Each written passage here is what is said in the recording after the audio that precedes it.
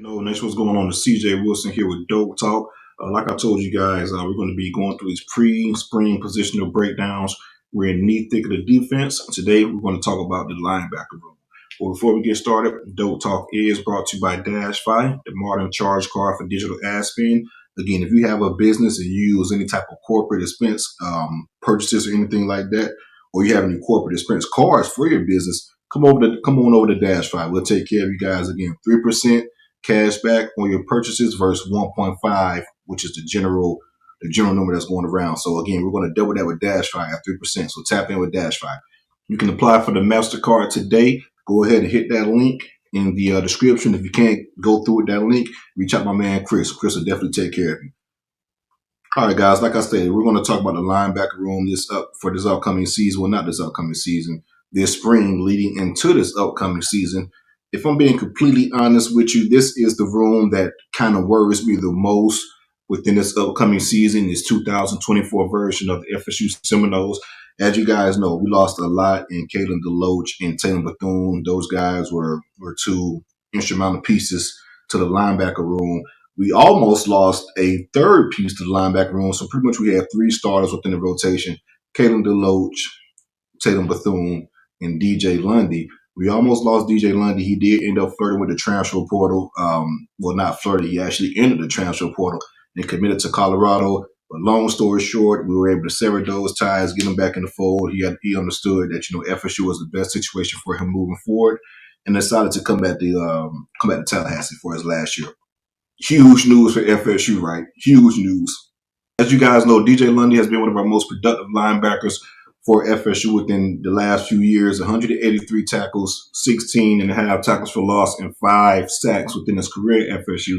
So again, real big piece to have DJ Lundy back into the fold.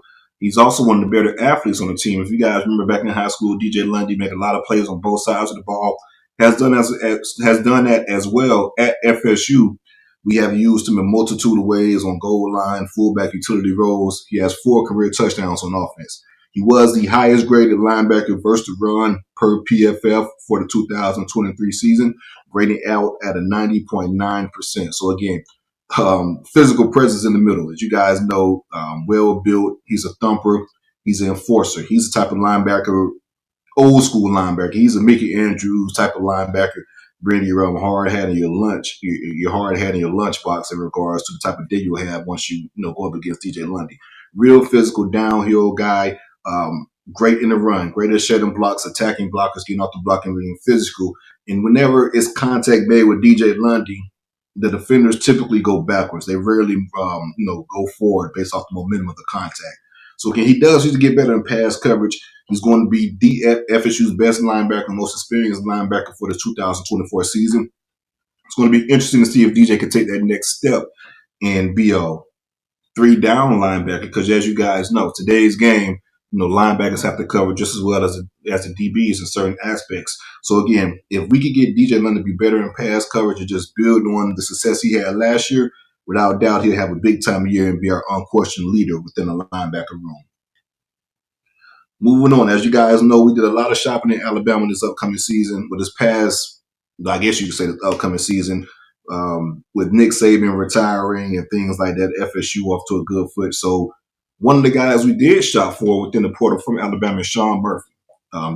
Big time linebacker prospect out of the recruiting ranks out of Virginia, 6'2", 225 pounds, will be a redshirt sophomore at FSU.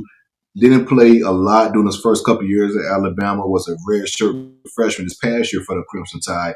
But again, that's not something you guys should sweat or lose any type of sleep over or worry about, because you got to understand the linebacker room at Alabama, Georgia, this, that, another, they're the outliers, right? They're not your typical type of linebacker room. And also, there's a niche for people to want to have these kids play too early. And if you're not playing by your second year on the field, they want to call you, a bust and this, that, and other, so you're not a good player. But if you're a redshirt freshman and playing special teams at Alabama, that's a good thing. That's not a bad thing.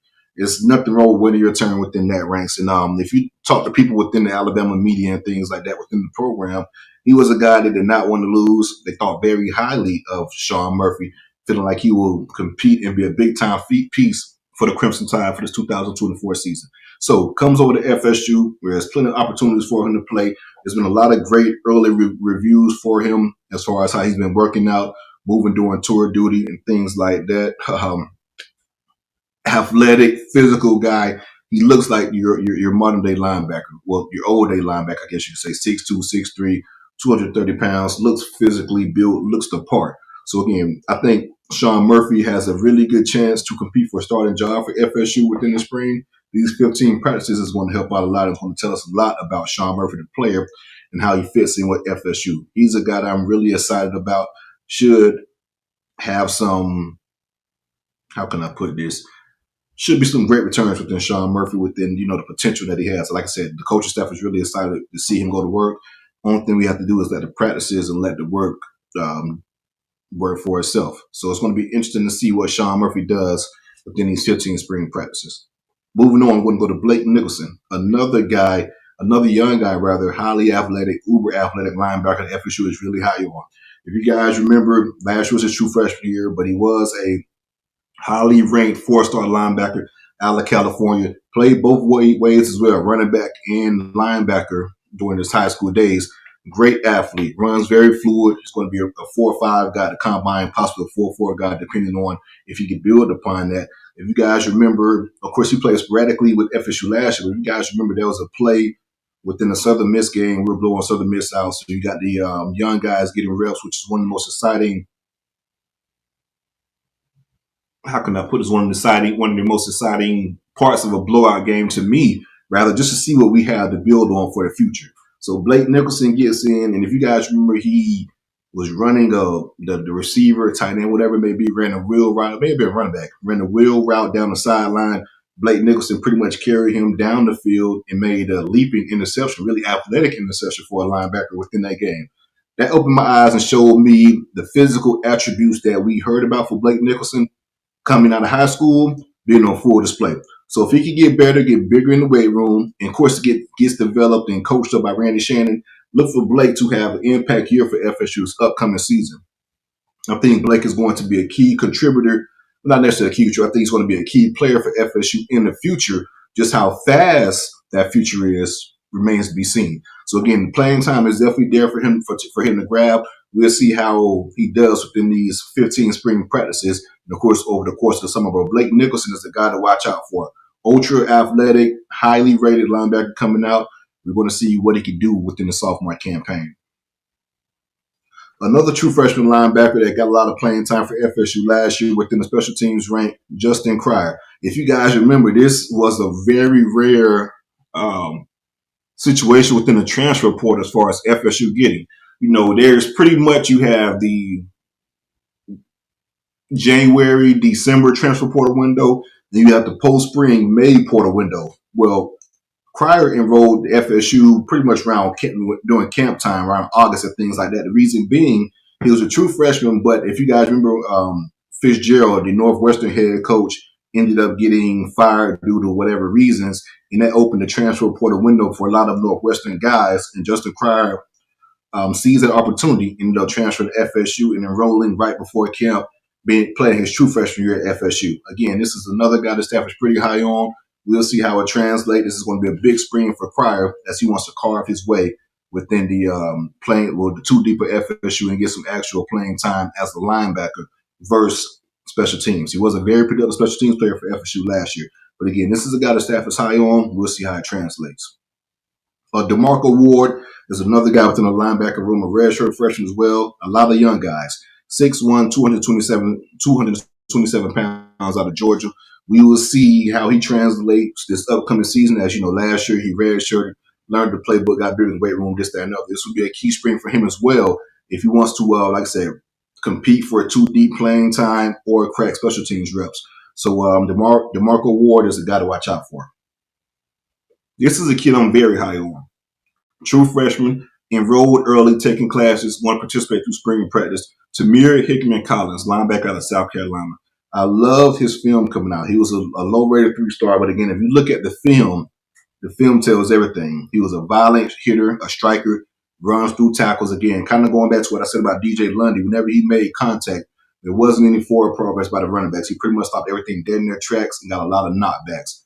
Physical specimen, ran around, fluid, good athlete. I'm really excited to see what Tamir Hickman can do. I don't really foresee him. I'm not going to say that. It could happen, but I'm not going to put all of my eggs in the basket of him, competing and being a really focal point or a key piece within the rotation next year. But again, just develop and get within of course, develop is one thing, but to get within enroll early and get those 15 practices under your belt leading into the summer and leading into a fall camp, I think it's going to do Tamir Hickman Collins wonders as far as, being developed and just his, over the course of his career, his process, so to speak, his journey at FSU is going to be interesting within that, following that mode. So this is a kid I'm really excited about. We'll see how it plays out for this year, but just in the future, for sure, I think Tamir Hickman is going to be a star for FSU.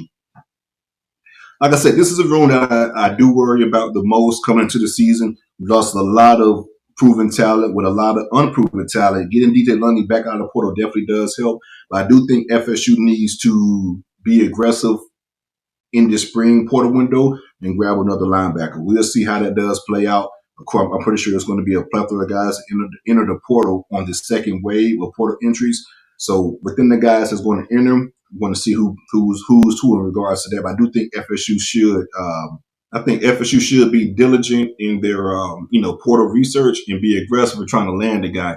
If we can land one more guy, preferably a veteran guy that's had some experience and playing time under his belt, I think that could solidify the linebacker room, and we should be pretty good going forward. As we all know, Randy Shannon is a hell of a coach, a hell of a developer. He has his hands full with the linebacker room that's not experienced, but has a lot of talent, a lot of talent. Shawn Murphy, Blake Nicholson, those are some high caliber talent guys. We'll see they can be developed by Randy, and we can get to, the actual talent meeting the development stage and getting some actual production out of that. So again, make sure you guys like this video and subscribe to the channel, and also join our new membership. We have a new membership tier. The two tiers are the big dog tier and the chief tier. Make sure you guys like this video, subscribe to the channel, and also join our membership. We got more videos like this coming your way. Go Noles.